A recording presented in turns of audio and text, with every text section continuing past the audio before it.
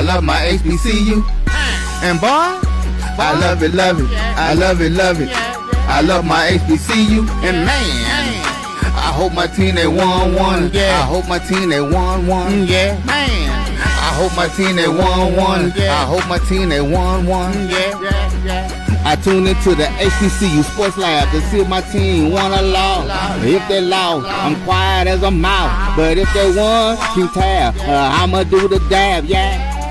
Dr. Cavil, he know what he be talking about. Mike and Charles, they know what they be talking about. They compress the analytic data with the hip hop. If you know them like I know them, they gon' tell you if your team, if they won or lost, and who the ball. So listen to Professor, yes sir, and pay attention, cause he gon' teach a lesson. This is Dr. Cavil's Inside the HBCU Sports Lab, episode 655. This is the Indie Report, and we have myself, David L. Rhodes, and Jeffrey Johnson, and a special guest as well. How you doing, sir? I'm good, bro. I'm half of the other ones. The other one's somewhere else. You should be happy that the other one's somewhere else. This is Zuri Carter Primus Johnson. So she's here on my shoulder. She might. All right. She might want to talk a little bit, and it's okay. It's okay. All right. Welcome to episode 655 of Inside the HBCU Sports Lab radio show and podcast, the show that's covering the sporting HBCU diaspora, all things HBCU sports for institutions large and small, from the NAIA to the NCAA. We share insights and information on the HBCU sports culture and HBCU athletic aesthetics to facilitate the story of HBCU's athletic programs and the business of HBCU sports. I'm your host, David L. Rhodes, with my co-host, Jeffrey Johnson. We are filming live from our home studios and sending the signal live from our KCOH 1230 AM studios with the Texas Radio Hall of Famer, Ralph Cooper, in the beautiful home of Texas Southern University from Houston, Texas. So the NFL draft was last weekend. I streamed for my other show close to 15 hours over the weekend. Oh, Lord. Yeah, it was. Yeah, and then I did, and typically, like, for PNP, we go an hour to an hour and a half on Tuesdays. We pushed 2 hours last night. Whoa. So I've done a lot of streaming over the past few days. Jeez. But that being said, we did have, I'm going to ask you this question before we start talking about who got drafted. Okay. Who do you count? Like, how do you count players that get drafted? Do they have to graduate from the HBCU? Do they need to be there more than 1 year? Like, how do you count them? How do you count them? I count them all, but some people don't necessarily do that. You know what? That's an interesting question, because this is, I would say, we're now into this nuanced generation of transferring where if they count or not. I kind of feel that Hunter and Shedeur, they were there so long ago. It felt so long ago. They count, but I would say recency bias. I would go, yeah, they count, but I mean, I'm not. But really, I'm not really. No, they counted, but then at the same time, the way they left. Not saying that it was a terrible leave, but when I think it was Coach Prime's daughter talking about the shooting on campus. And talk about it was like a YN Central, Jackson State, which a lot of people took offense to. Yeah. And that type of stuff. And I think when they were having these award ceremony at Veterans Memorial Stadium for right after they won the title, and you can just kind of see Dion was just already checked out. So, it's like it was good for the culture for a minute, but he checked out. And I will say this to give them some rope. Yeah, I think for me it depends on the circumstance, but I don't think when we were seeing Shedeur Sanders fall, and he ended up going in the 5th round. Yeah, the first thing I said was, well, folks ain't gonna really discuss this, but his Jackson State tape was better than his Colorado tape, and part of it was because he was able to do what he can do at Jackson. So from that alone, I'm like, I'm counting it. And for me, a lot of folks weren't the biggest fan of the exit, but then you got players like Michal Tootin who didn't even have nobody really recruited the man. Yeah. But A&T found something in him, and he proceeded to run for 1,500 yards his second year at A&T. Yeah. So, like, me, I'm like, I'm counting that. And A&T should too, and they definitely did. Yeah, absolutely. And then, like, you got some kids that just make the decision to go take the grad year. I mean, if you get a degree at the school, I'm definitely counting you. Like Shiloh, he's counted. Like he graduated from Jackson, he's counted. Yeah. You know, he got picked up as an undrafted free agent right after he got an agent. So shout out to him. Yeah, and Shiloh, I mean, as much grief as he got on that football field, Shiloh, you know, I felt that he kind of wore that culture, you know. He did. Like he wanted to be a part of the band and all of that. So, no, Shiloh definitely is he's JSU. Shedeur, you know, I would say, you know, he kind of takes after his father. You know, my thing is like, for us, me and you, we are HBCU lifers. You know, this runs deep in our runs deep. It goes back well over 100 years, you know, with me. Same with Reek, you know. I got Hampton Institute all the way down to 1921. Yeah, I got Bethune-Cookman going back to the 1950s, you know, Morris Brown in the 40s, you know. So all of this stuff, you know, it's personal for me. So like when Prime got there to Jackson, you know, I think sometimes it's just like, I think he didn't think before he speak. You know, it's like he would just say stuff without actually giving it a thought. Whereas people who are nuanced in HBCU, you know, they kind of like, hey man, it doesn't really work this way, but I understand where you're going with it, you know. So I count it like I count Shiloh. Shedeur, you know, it's just he was young. You know, yeah, he went there. If you want to say, yeah, I miss Jackson State, yeah, I would happily say, yeah, you know, you're part. They asked him in one interview during the draft process. Yeah. No, while he was still playing for Colorado, they asked him the toughest defense he ran into in his college career. You know who he named? FAMU. He named Southern, actually. He named Southern. What? He named Southern. And I think folks were taken aback when he answered that way because they expected to name somebody in the Pac-12 or the Pac-2 now. The 2-pack is what I call them now. And he named somebody. He named Southern. And so like I think Shedeur, I don't know. Like I always question whether or not Shedeur really wanted to leave. I think it was just more of a, you know, you kind of had to leave. It's clear that Shiloh had to go. Yeah, I think for Shedeur, it's like, because I remember if you watch some of the little videos that was on Amazon Prime, they had a doc on Amazon Prime. It's like when they were talking about how they went to class and like just to see black folks, you know, black educated, you know, college students, you know, I think that was the first time he experienced that. And I remember just, you know, just the elation on him and Travis Hunter's face. So I think that part of the culture where you got to see black people in a different light, you know, definitely helped him. I guess the swag and all that, you know, he wasn't really doing that at Jackson State. You know, that's the wild part. It's like I didn't really see too much of that. But when he got to Colorado, you know, it turned into that. I'm not saying that they would have, you know, they would have embraced it at HBCU, but it's more like, hey, kind of chill out on that. So, yeah, but overall, we did have one draft pick for somebody that went to the HBCU through and through. The tackle. Yeah, we had Carson Vincent from Alabama A&M. Not a lot of folks felt the way about Conor Maynard, the coach, but he's doing something right getting these offensive linemen drafted. So shout out to him. The Baltimore Ravens took him. I will say this. During my stream, I named him as a guy Carolina should be targeting on the offensive line position. Yeah. And when he was taken by the Ravens and everybody that was on the stream with me was watching his highlights, he was like, oh, my God. I was like, yeah, that's why I wanted him. Yeah. And now we probably won't draft a lineman, and we end up not dropping the lineman. Definitely for Bryce, you know. Oh man, well he's protected, but I'm thinking long down the line. Like when you take somebody in the 5th round, that tends to be more on the developmental side. Like you don't expect that guy you expect that guy to start right away. Yeah. So you know you don't. So when you take somebody that late, he's basically a depth piece. Yeah. You know what I'm saying? So you're not trying to. There's no expectation to him to start day one.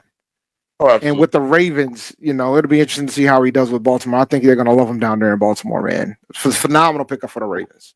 Definitely. Agree with you. And we had a lot of we had a couple undrafted free agents. A lot of folks got signed from the HBCU front. We had some folks from Jackson. We had some folks from A&T. Let me go ahead and I just had the list up. Let me go ahead and pull that list up real quick. But my browser decided to crash. But we had a few guys that got signed, and we had some folks that got invited to mini camps. So for you guys to understand the difference, undrafted free agents are basically guys who signed a contract with that particular team, and they are now on the 90-man roster. But you have to remember, in August they reduced that roster to 53. So there's going to be a lot, and then additional. You get additional practice squad players if they clear waivers. Yeah. You get practice squad players as well, so they can end up coming back on the practice squad if they clear waivers. Yes. So we had a lot of guys who got picked up. So shout out to them. All the undrafted free agents are pretty much done right now. There might be a couple that might come down the pike. Yeah. And they also did a bunch of rookie camp invites. But I'll just name the free agent signings. We got Kendall Bowler from Florida A&M. He got signed with Denver. The school down the road, Joquan Davis, he got signed with the Denver Broncos. Norfolk State, he also played Virginia Tech. Daquan Felton, New York Giants. North Carolina A&T got offensive lineman Jason Ivey that got signed by the Cleveland Browns. Jackson State got Robert McDaniel from the Washington Commanders. Shedeur Sanders got signed by the Tampa Bay Buccaneers. Cameron Silman Craig, who also was a Jackson State, Colorado guy, he got signed by the Jacksonville Jaguars. School down the road in South Carolina, Torrey Simpkins, he got signed by New Orleans Saints. South Carolina State, linebacker Aaron Smith, which a lot of folks thought he could have possibly been drafted, but I had him on the fourth best chance. I predicted that we were going to get one guy drafted, but Aaron Smith got picked up in undrafted free agency. That was one of my guys, and Robert McDaniel got picked up as well. And Delaware State's running back Jaden Sutton, he got signed to the Washington Commanders. Yeah. And the third guy I thought that had a shot to get drafted, Elijah Williams, he ended up getting a rookie minicamp invite from the Minnesota Vikings. I was kind of taken aback that he did not get an undrafted free agent signing. I was open for our guy Elijah Burris too, the running back. I didn't see any Hampton guys get a rookie minicamp invite. And I was kind of shocked by that. I'll be honest. I wouldn't be shocked. And I think Elijah Burris, to me, he was pretty much the only one I would say that was on the radar of most of the programs, but no. Everyone else was kind of like college bodies. Yeah, the one guy that I was fascinated didn't get a rookie minicamp invite was Kenny Gallup. I was kind of taken aback by that one, but I have my thoughts, and I'll probably get into that tomorrow on MD. I don't want to do that on this show, on this platform. But we had a decent chunk of rookie camp minicamp invites. So the way that works is the players pretty much get invited to try out. Yep. If you show enough, you might walk out of there with a deal. Or maybe you might see a deal a couple of days from after that invite. Typically, it's like a 3-day type of ordeal. It's a 3-day rookie minicamp invite for most of these teams. Yeah, I think that's the most you can do. So most teams definitely take advantage of that. Yeah. So they'll do that. I think it happens within a week. I think a week or two from now they do it. And so and then you might get some more players that get signed from there. Yeah. Right now, there's some NFL rosters where they're trying to manage, like some of these signings, most of these signings, from what I understand, are pretty much official. Yeah. But there are some teams that are still trying to get under that 90 mark. So a lot of they haven't really necessarily announced it yet. So we might get some more surprises over time. Yeah. From that standpoint. Yeah. All right. I want to take a quick break. You got time for one more, man? Because I want to talk about the conference realignment. So I want to take a quick break and come back. Sure.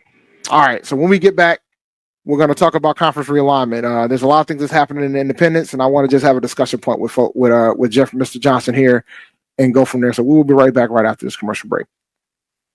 It's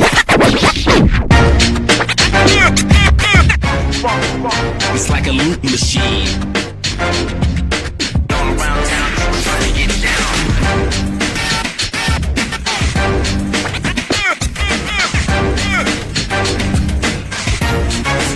It's like a loop machine.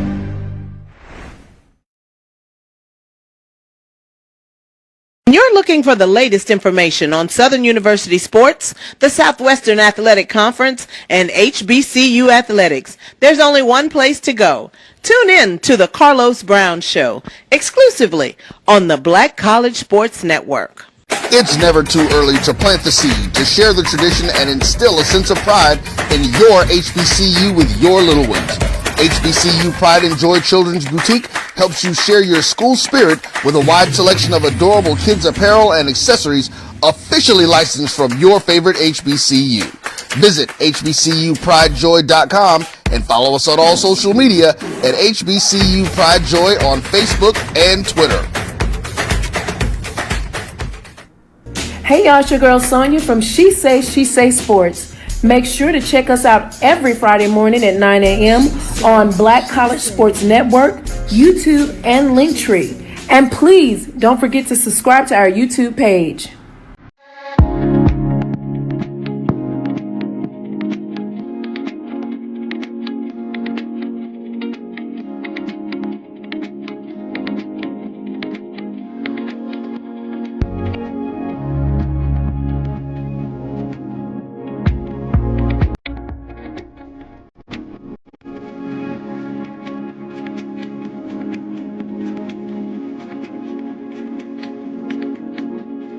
Press the analytic data with your hip hop. If you know them like I know them, they gon' tell you if your team, if they wanna lose, and who the ball.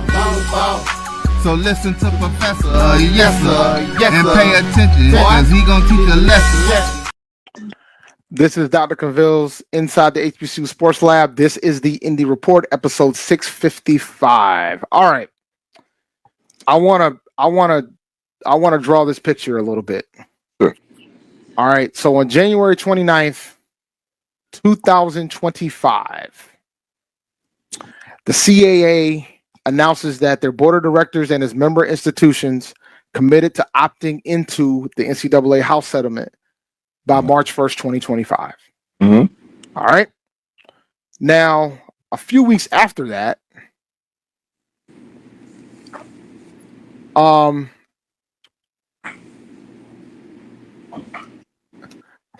William and Mary announced, particularly on February 28th, William and Mary announced that they are going to opt into the house settlement in 2026.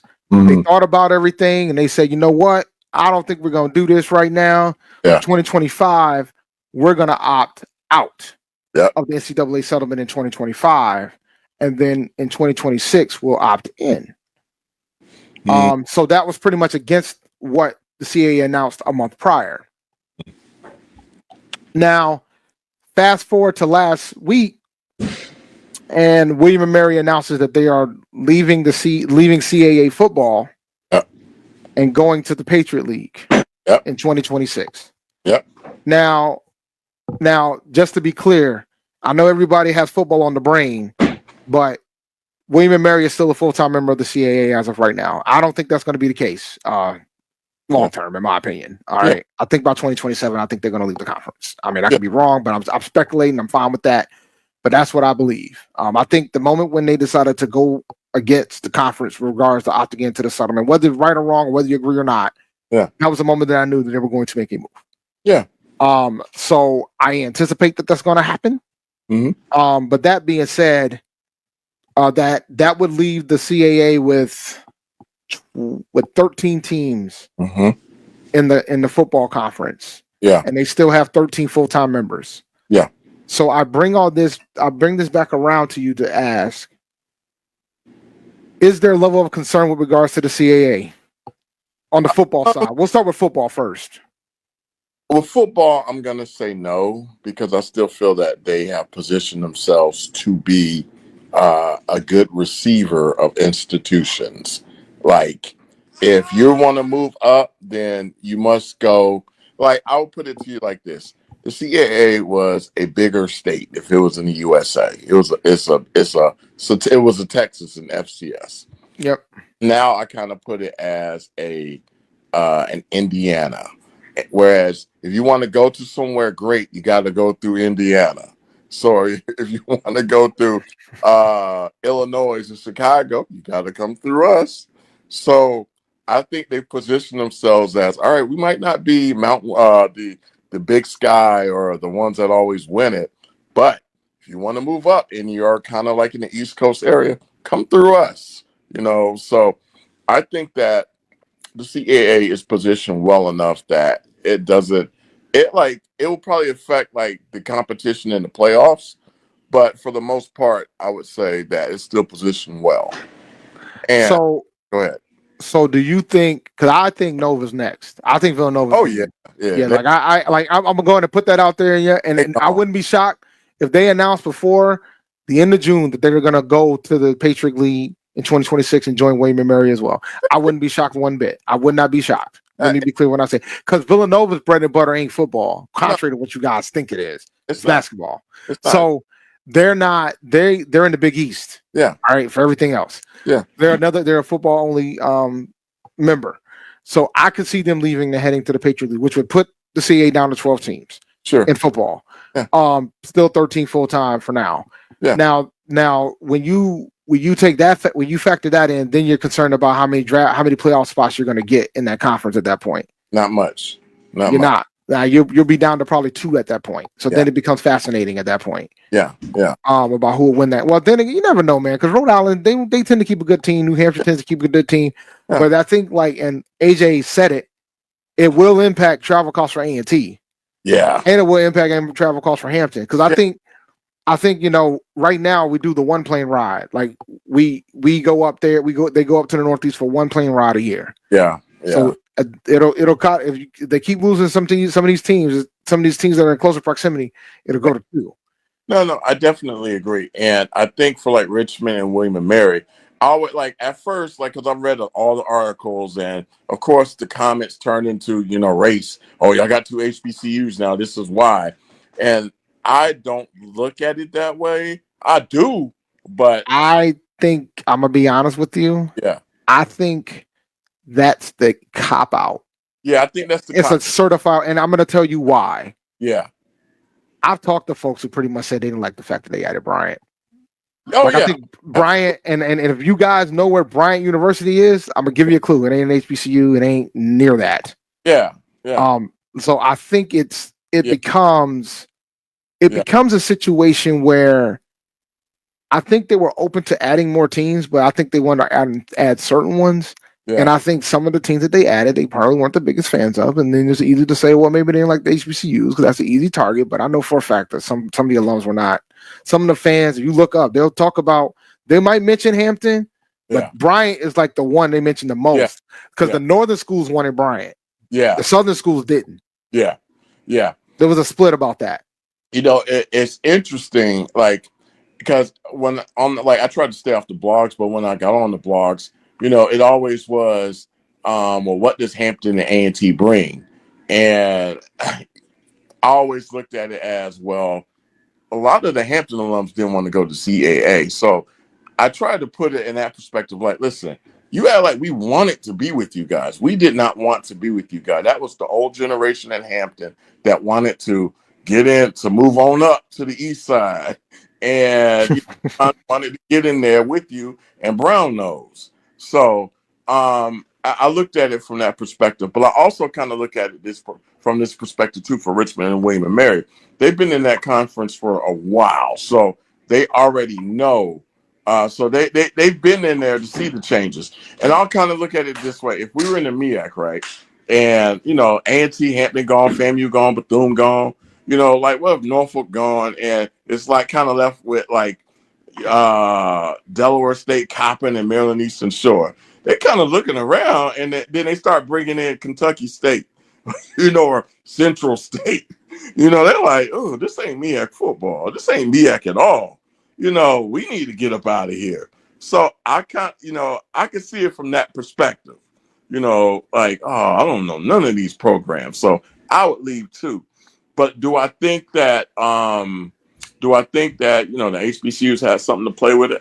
Absolutely. But that was a factor. Yeah, I think it was a factor, but at the same time. But the other factor too is that one of the things that some of the folks at Richmond talked about was the fact because they have so many teams in the conference, they weren't able to play the rivalry games every year. They had to work around to make that work. Yeah, and because the thing is they weren't part of the pod and all this other stuff. So Yeah. like I think that was another factor in it. Yeah. And you there's a mindfulness to that too, right? Like us leaving the MEAC, we made sure we played the school down the road every year. True. So like you can make that happen if you wanted to, but I think there's more to it than that, man. Like I know they've lost a lot of, like, the CAA's lost some schools. They've lost a decent chunk of schools, but they've been able to replenish. Yeah, they lost Delaware. They lost JMU, AMU, VCU. Like, they've lost a crap ton of schools. And I'll be the same way too if we were in the MEAC and we kind of left down with Delaware State, Coppin and Maryland Eastern Shore. And you're like, oh, Morgan. Like, oh man. And they added Kentucky State, Central State, Florida Memorial. Well, but it's interesting, right? Because the MEAC, it's going to be fascinating the next couple of years about the future of that conference, because you're going to have a lot of other conference sniffing around, but they were sniffing around before, but I think they're going to sniff around a little bit more, because I don't think conference realignment is over. There's going to be more teams that's going to move around. Dude, it's like my whole thing, Delaware State, if you leave, you go just wipe everything out, because like, it doesn't make sense for me for like Central to leave or South Carolina State to leave. You are, I would say, black. And but you don't know the circumstances of each school either, right? Like, you don't know, because I think the decision is going to come from more than just being black. True. Like it becomes about business too. Well, there's a delicate balance to that. If there's a business, then who was it? Furman. I guess they'll bring somebody, but Coastal Carolina, not Coastal, College Charleston. Now, if they now I will, and I said this in the past, if they leave, that's big. That one I would be more concerned with than William and Mary bouncing. I'm gonna be honest with you. Well, South Carolina State? No, College of Charleston. If College of Charleston left, if College of Charleston left the CAA, that would be big. Over. Like that would be big. And folks are thinking, like, why would you think that? And I'm like, well, they're a basketball power. They tend to have a pretty decent baseball team. I think, and I said this when A&T made the move. I said this move is more about the rest of the sports. It ain't really about football. Yeah. They got pretty good basketball programs in their conference. They got some baseball programs in their conference. 2 years ago, they sent 2 teams to the NCAA tournament in baseball. Yeah. So I think from that aspect, it's going to get fascinating about what happens. Like, I know A&T, word on the street, A&T was fine with doing football only, but they weren't. So yeah. So do you kind of feel like the Patriot League, they're trying to build it up into something like not a super league? Because, to be honest, those programs in there are not really good at all. So, well, I think what the Patriot League is doing, because I didn't even say this part. I missed to say this part about the Patriot League move. Yeah, the Patriot League is opting out of the NCAA settlement. Yeah. So that is going to be a factor as well. There's only 2 conferences right now that have formally said that they've opted out. Yeah, the Patriot League and the Ivy League. Yeah, only 2. Yeah. So that's the other thing. Yeah. So I think it's also about, like, if we always talking about going to neighborhoods and all the other stuff, right? Yeah. I think somebody like a Richmond, a William and Mary wants to be in that neighborhood with the Patriot League. It's like the Ivy Leagues that ain't the Ivies. You know what I'm saying? That's what they are. That's what the Patriot League is. They're the Ivies that ain't the Ivies. Yeah. That's what they are. Yeah. Like that's who they are. They probably don't like folks saying it, but that's who they are. Like that's what they are. Yeah. Okay. Yeah, like Charleston, UNCW, like the big basketball programs. If those guys leave, then it becomes real then. Yeah, but it's like they're moving it just to go over there, just to kind of start something up. Like, okay, we're back to being the big white conference, and unless they invite Howard one day.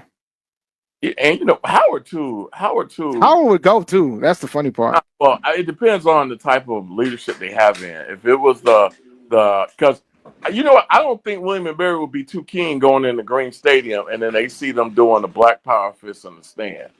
And they do it. and they play Lift Every Voice and Sing in the stands. I don't think William and Mary. Well, they play Live Every Voice and Sing whenever. Look, man, when I went to the ladies basketball game when A&T played Northeastern up in Boston, they played Live Every Voice and Sing for the game. They played it. They did now, that. don't ask me if they play it when they don't play in HBCU. That's what they're discussing. I ain't going to no games unless A&T or Hampton's there. But they play it when I went to the game against Northeastern, the ladies game. They played it. Yo, if they invite Howard, I can imagine them. Where they gonna park at when they go to Green Stadium? They're not parking on Georgia Avenue. There ain't no parking there, from what I understand. I think parking's a premium out there. They're gonna take the Metro. No, hold on, the Metro gets them off at Georgia Avenue. No, Shaw Howard U. They got to walk about half a mile. Ooh, half a mile through Shaw. Ooh, no. Ooh, yeah, nah. Now it's gonna be interesting, man. Because Brandon's trying to get in here. I'm hoping I can get him in here. But like, it's a fascinating conversation. Yeah. About this, because I think with the settlement hasn't even been done yet. I guess the judge pretty much kicked it back. The judge kicked it back. Yeah. So now they got to figure out what they're going to do. Yeah. That could take a while. I think folks are kind of worried now because, people have already started planning that the settlement was going to happen and it hasn't happened yet. Yeah. Yeah. So it's going to be fascinating to see how that pans out as well. Yeah. But, I just think, we're going to have a lot of conference churn. The Big South is sitting there. They got 2 football teams left. Oh, God. A lot of folks don't realize that. I remind folks, they only have right now the Big South, not Big South OVC. Yeah. The Big South. Yeah. They have 2 football programs left. Who is Gardner that? Webb, Charleston Southern. Everybody else in the Big South OVC is all from the OVC. Sheesh. So when you take that into account, those are 2 other ones that could potentially scoop up, and then you could turn the Big South into a basketball conference, which is what it is anyway. Yeah. Dang, that's really bad. Like, well, I mean, but when we were in the Big South, they had football only members then. Monmouth was a football only member at the time. Yeah. So you still got that aspect of it all too. Yeah. So was Kennesaw State before they went FBS. Why? I still don't get why. I mean, I get it, the business of it, but Lord have mercy, this is a lot. It's been a lot in the past decade, man. Well, but it's more than like Lawrence. There's a balance to it, right? There's a travel aspect of it all, and then it's also how you can attack geographically. Yeah. Because one thing I'll say about A&T, they've been able to get a different set of recruits than they did when they were in the MEAC because they get to expand their footprint. Like when you're going from Charleston to Maine, I mean, there's black folks in Maine too, contrary to what you guys think. And then you also go through Boston, you go through all the other cities. Yeah. Like you're talking the entire Eastern Seaboard where that conference is sitting. You're definitely getting a lot more recruits, primarily in football, like that. Basketball too. Definitely basketball. Yeah, volleyball, like it's all of them. Like they've done a pretty good job from a recruiting standpoint. It's kind of interesting to watch it. Sure. I mean, now granted, most of the teams in the Patriot League are in the Northeast, so yeah, it would be cheaper for Howard from a traveling standpoint. Yeah. But yeah, man, if Howard, please don't leave the MEAC. It's like I hate it for us to leave.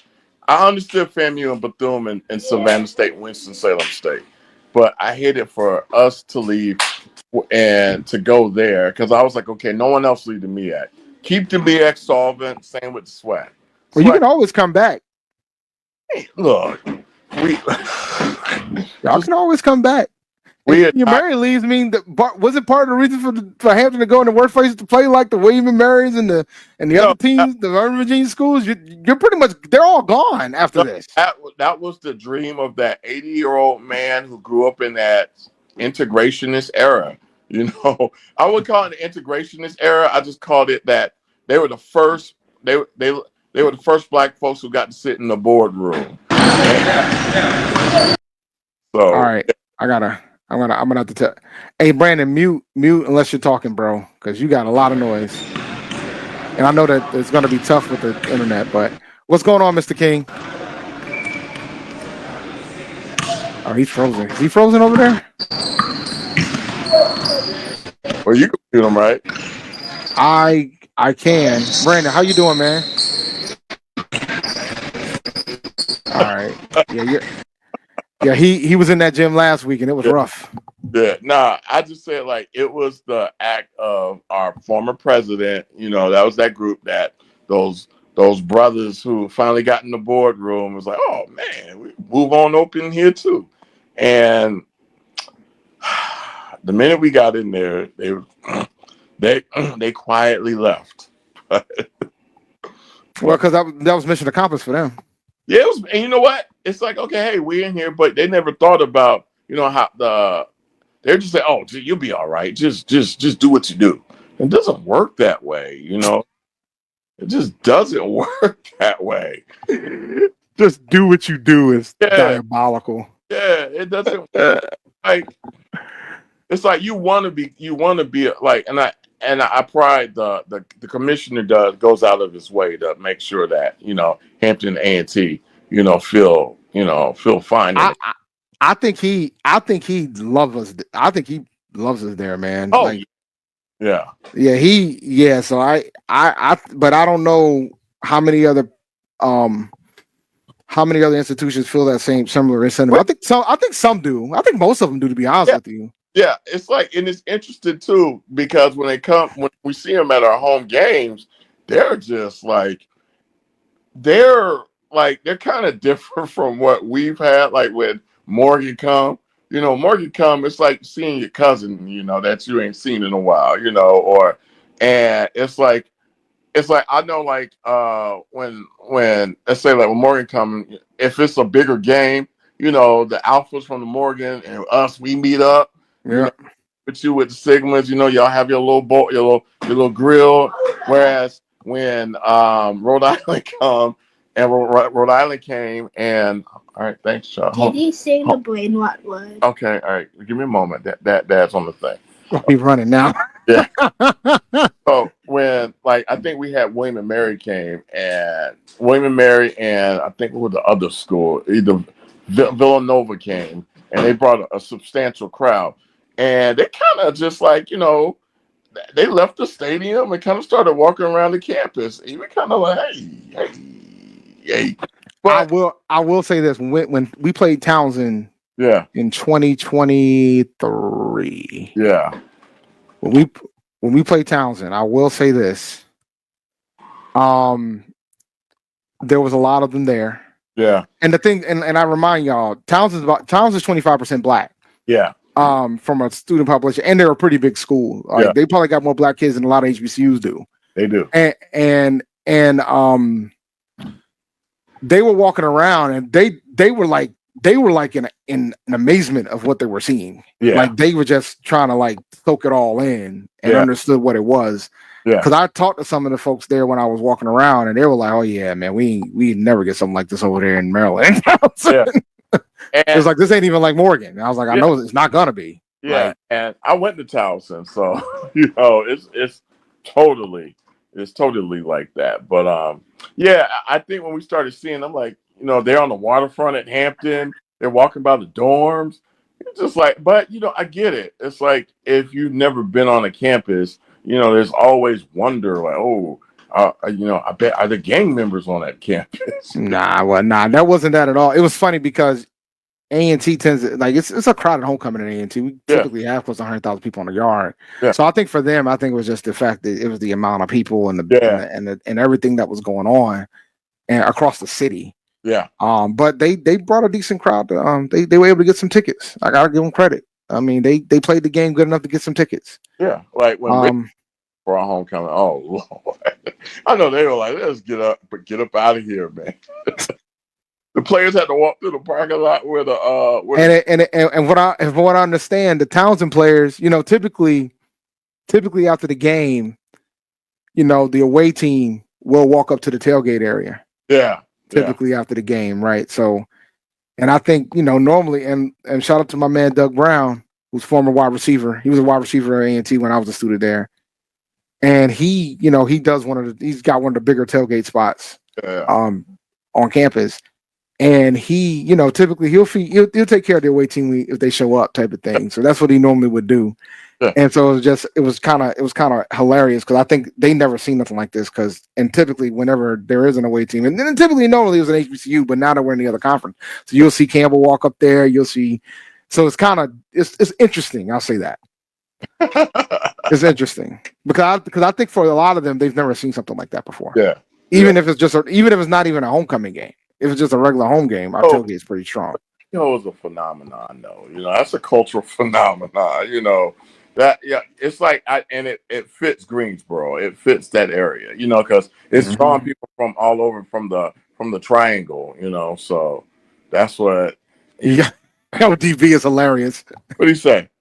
He saw the CAA commissioner at a Lady Aggie basketball game. He was definitely happy to be there. He was walking around and shaking hands like he was a politician. You know what though? It's like he's probably saying, "Man, we've been so uptight for so long, man. I love to see all of this, And he's wishing because you think about it, a lot of the CAA games are like very boring. A&T brings color, Hampton brings some color. It depends on what we're doing, but it's like you probably got, sooner or later, HBCUs are going to become in vogue, and it's more like, oh, well, we got HBCU in our conference, so it's like you will want to hold on to that, may not for the culture, but for the fact of branding purposes.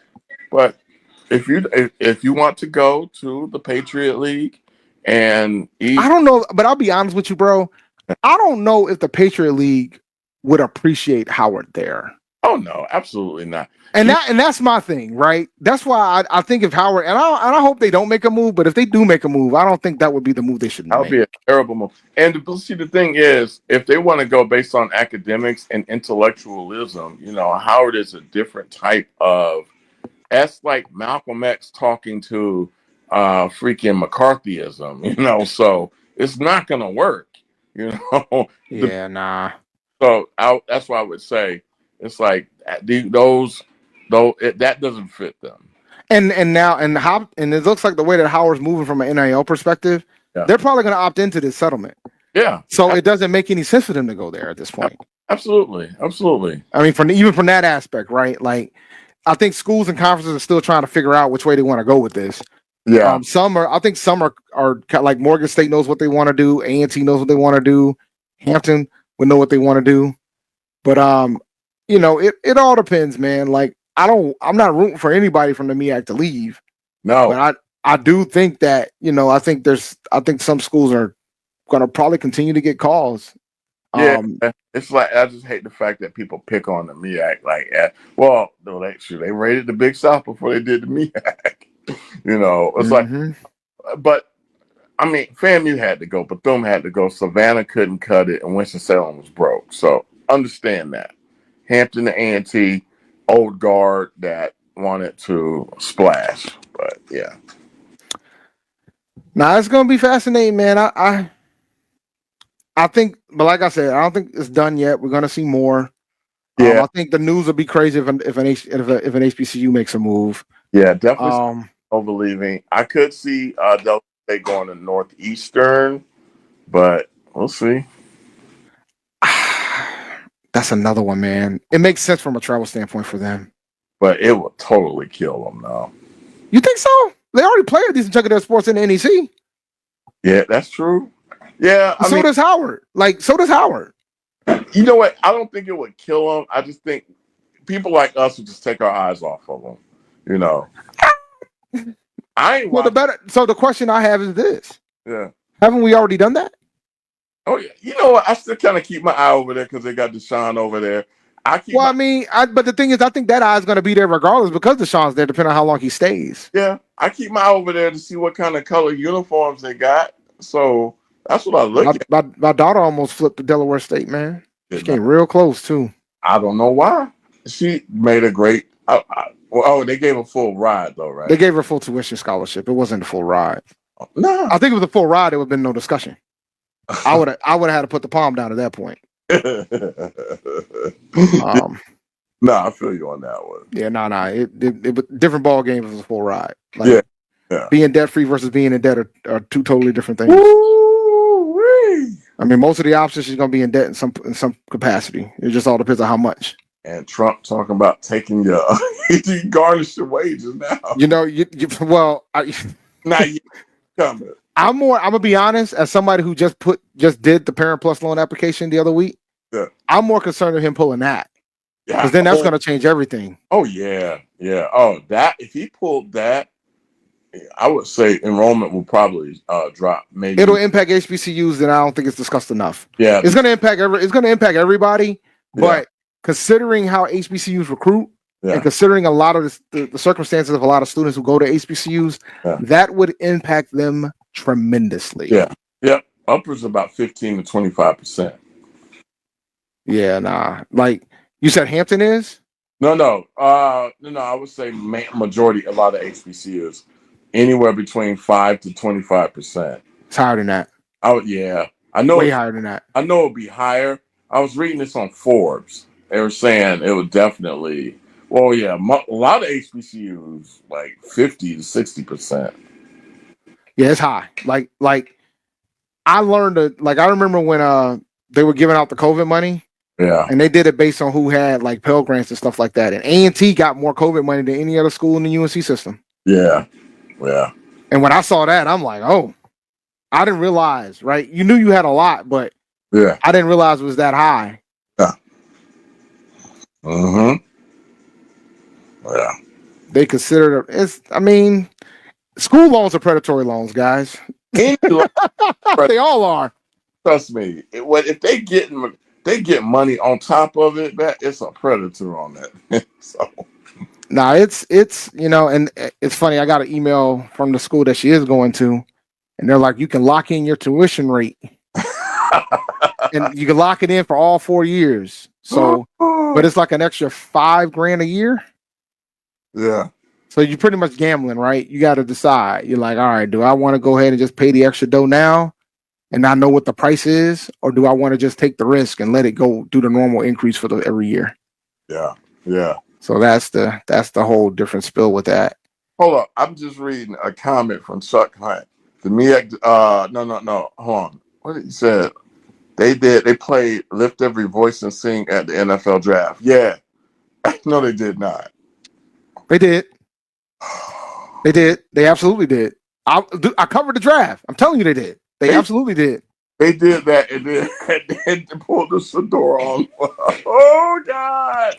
They've been playing like they absolutely did. Oh, they had a multiracial choir sing Lift Every Voice and Sing. I heard so when I'm doing the draft, when I'm doing my streaming for the draft, typically what I'm normally doing, I'm just having the conversations and I have the audio in my ear. I'm not like looking at the draft yet until the picks start coming. So at that point, it was the pre-show or getting close to the beginning of the show. So I wasn't really looking, but I heard it. So I don't know, but I did hear them do Lift Every Voice and Sing. A white folks singing Lift Every Stop. That happens. That can happen.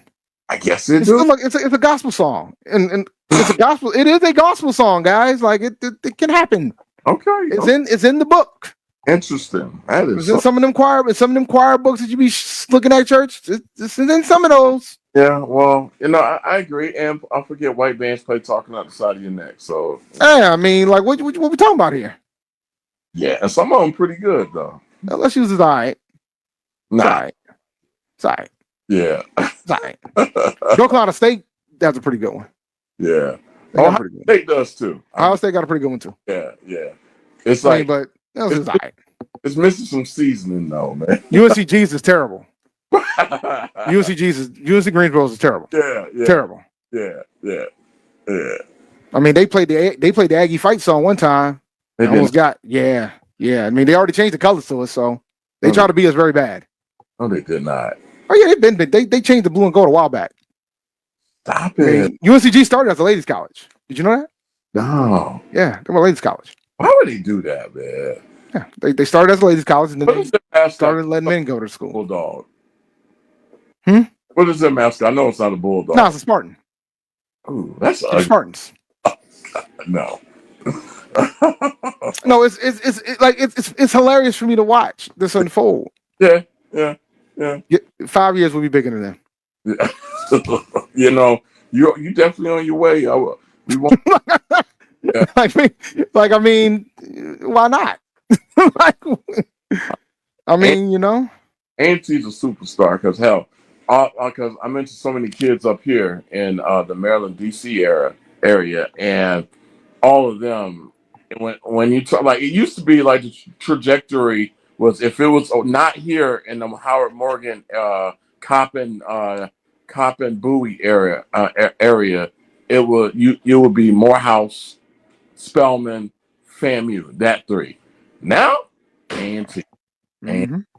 But they've always been strong in the DMV. Like No, even when I was, yeah. but even when I was a student, we had a lot of folks. You're strong, but I would say the vacuum pull is a lot stronger. Oh yeah.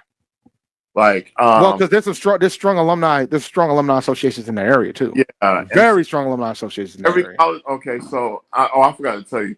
So I got beef with the Sigma brothers up here in Howard County, and and your A&T brothers too. So we had a college fair. So I ain't gonna say the high school because if one of them listen, I know they want to start something. So we pay for, like, the majority, the upper crust universities pay for the booths near the front. So of course A&T, the Morehouses, the FAMUs, the Hamptons, the Howards pay for all the front booths. So the Sigmas, this is what y'all do now. Y'all pay for the booths next to the university. So y'all pay for the booths next to the Howards, next to the A&Ts, and then next to FAMU. So you had three separate booths where Hampton should have been, And so when I went over to them, I got three booths here. Oh well, brother, So yeah. So are you interested? No, I was like, so I threw it, and it was like, what you guys are doing is wrong. You got like, it's ingenious, but stop it, stop it. Three booths in the same area. So basically, you're just buying up spot to keep people from going to other schools. Smart. And I will. Too. I mean, A&T, it's funny because like I did the career fair up here in Boston, and a lot of the kids up here tend to go to like Morehouse, Spelman, A&T, FAM. Yeah, those are the four, and Hampton too. Those are the five. Yeah, like it's kind of interesting up in the Northeast when it comes to it, because a lot of things too is that students gotta know. Yeah. And I think that's the biggest challenge up here. Like in the DMV, you got a couple like in the region. Yeah. But us, you don't really have. Yeah, they're not going to a Grambling or a Southern or. They had a booth there though. Grambling had a booth. And you know what? And I want them to have a booth there. Morgan had a booth. There was a few like there was some booths. There was some booths because there's some grads up here. There's a Southern grad up here too. Yeah, and I want them to go. There's Southern grads up here. I'm not saying don't go to our alma maters, but at the same time, like I would say this, what we have, is great. But I would say, like, if you really want more seasoning, go down to Grambling Southern, go to those programs, and you get it's a definite culture there too. So now Grambling, it's funny. Like when my daughter pretty much eliminated an enormous amount of states that she would not go to. and it was wild to me, man, because like, but she eliminated Rhode Island. She said no to Rhode Island, right? I get it. But like she eliminated, like there was some schools I wanted her to apply to, but because of the state that they were in, she wouldn't touch them. Yeah, I understand. And I was not happy about it. Yeah. I was not happy, but it's her decision ultimately. It's her call. I get it. So I was, because I'll tell you what, man, I told her, I said, I think you will probably be a pretty good fit for A&M, Alabama A&M. Yeah. I told her that, and she looked at me and she was like, that's a state that I want to go to. And I'm like, I'm telling you, you will be perfect in Huntsville. Huntsville is in a very progressive area. I love Huntsville. Yeah, man. I told her, I was like, I don't think you're seeing the vision that I'm seeing right now. But it's your decision. You decide what you want. You want to be in New York? Be in New York. Yeah. And then you're going to find out what being in New York is. Yeah. But all right, it's time to close the show. You made it through the whole show, man, and your baby was very quiet. Sitting here looking at text from my wife like, hey, has she had a bottle yet? I'm like, oh. Nope. You'd be like, nope. She slept the whole way. Whole way. All right, let me close out the show. All right, go ahead. All right. Only 2 breaks today. Or one break. I don't know how many breaks I had. Just one. Yeah. All right. Thank you for listening to Inside the HBCU Sports Lab. Make sure you share our podcast with your friends and colleagues. I'm David L. Rhodes, coming from Inside the Lab, the College HBCU Sports, and the Indie Report with Jeffrey Johnson. Shout out to Brandon King. He tried to get in here, didn't quite make it in, but it's okay. Make sure you follow me on Twitter at ChampD1012. You can follow Jeffrey Johnson at JeffreyAlpha06 on Twitter as well. Make sure you follow Dr. Kenyatta Cavil on Twitter, Facebook, and Instagram. Make sure you follow Inside the HBCU Sports Lab 1 on Facebook and Inside the HBCU Sports Lab on YouTube. Dream big and continue to move forward. We'll talk to you soon. Jeff. Course. Lecture dismissed. Y'all have a